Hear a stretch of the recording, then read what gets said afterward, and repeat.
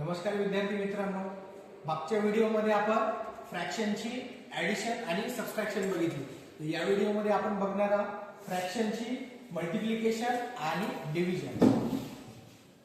तर पहा, एक एक्झाम्पल घेऊन सांगतो. जसे की आता ह्यामध्ये जर आपण पाहिलं,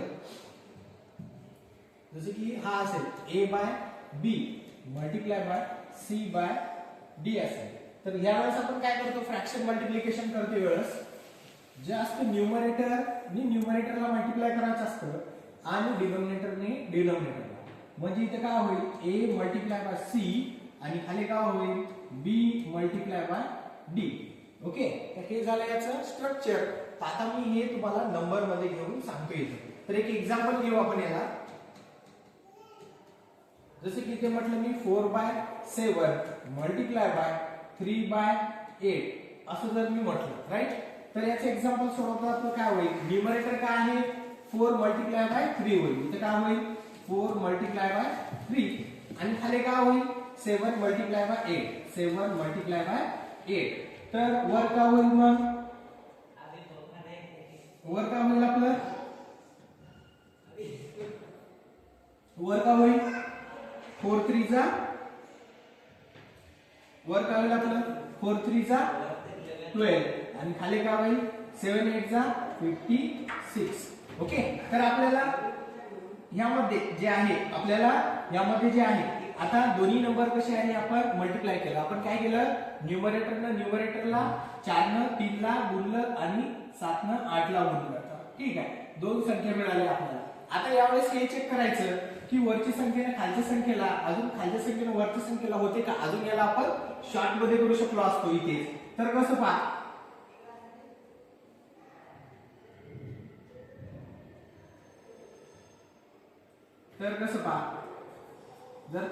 इकडे पहा 4 1 4 4 2 8. ओके, आता वर काय आलं 3 1 3 आणि 7 2 14. ओके, आणि जरी असं जरी नाही जमलं तरी यावरून देखील आपल्याला करता येते. तर पहा, दोन्ही संख्या कसं आहे, समसंख्या आहे, म्हणून आपण याला हाफ करूया. याचं काय होते, हाफ केलं तर 6, याचं हाफ केलं तर किती होते 28. परत याचं हाफ केलं तर किती येते 3 आणि याचं हाफ केलं तर किती येते 40. ओके, ठीक आहे. तर हे एक एक्झाम्पल झालं. तर असे आपण एक्झाम्पल याला बाकीचे सोडू शकतो आपण याच्यानुसार. तर एक्झाम्पल पाहू आपण मल्टिप्लिकेशनचं. तर पहा, जसं की काय सांगितलं की न्यूमरेटरला म्हणजे अंशानं जसं की 4 गुणिले 3 आणि भागेला काय 9 गुणिले 16. ओके, तुम्ही इथे करू शकता आणि हे आपण स्टेप न करू शकता. जसं की पहा, आता 4 च्या पाड्यात 9 किंवा 16 येते का, तर हो येते. 4 1 4 4 4 16. 3 च्या पाड्यात देखील 9 येते, आहे की नाही, म्हणून 3 1 3 आणि 3 3 9. आता काय शिल्लक राहिलं, 1 गुणिले 1 काय ते 1च येते आणि 3 गुणिले 4 केले किती येते 4 3 12. ओके, तर हे याचं काय येईल, आन्सर येईल. तर अशाच प्रकारे तुम्ही याचं डिव्हिजन देखील सॉल्व्ह करू शकता. डिव्हिजन मी तुम्हाला सांगेल थोडक्यात. तर डिव्हिजनच्या वेळेस कसं करणार आपण, डिव्हिजनच्या वेळेस आपल्याला मल्टिप्लिकेशन सारखंच करावं लागणार आहे, राईट. तर आपण काय करणार, सगळ्यात पहिले जी दिलेली आहे टर्म ती लिहून घेणार. किती आहे 7/6 आहे, राईट. तर आपल्याला काय करायचं आहे, डिव्हिजन सॉल्व्ह करायचं आहे. डिव्हिजन सॉल्व्ह करताना या डिव्हिजन साइनचा करायचा आपण मल्टिप्लाय. डिव्हिजनचा आपण मल्टिप्लाय करायचा आणि जे नेक्स्ट फ्रॅक्शन आहे त्याचा घ्यायचा इनव्हर्स.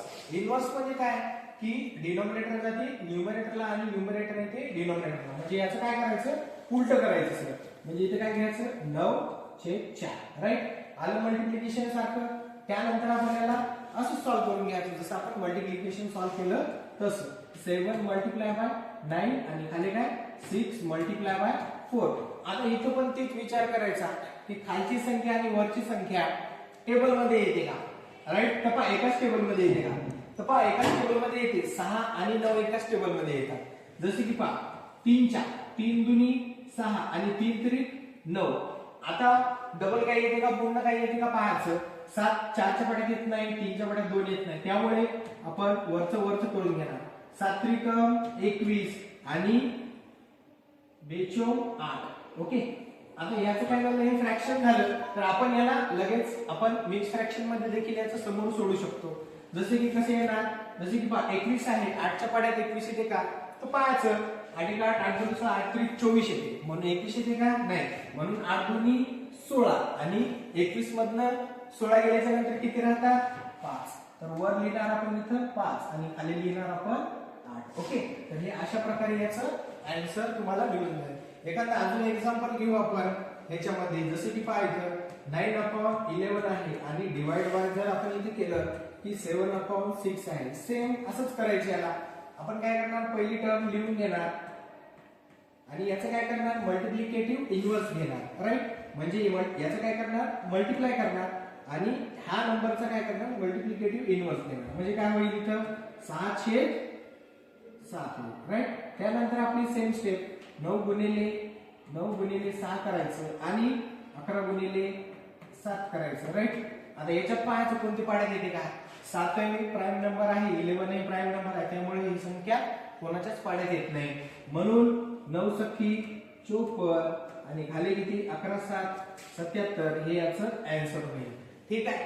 तर असेच व्हिडिओ पाहण्यासाठी चॅनलला लाईक करा, सबस्क्राईब करा. थँक्यू.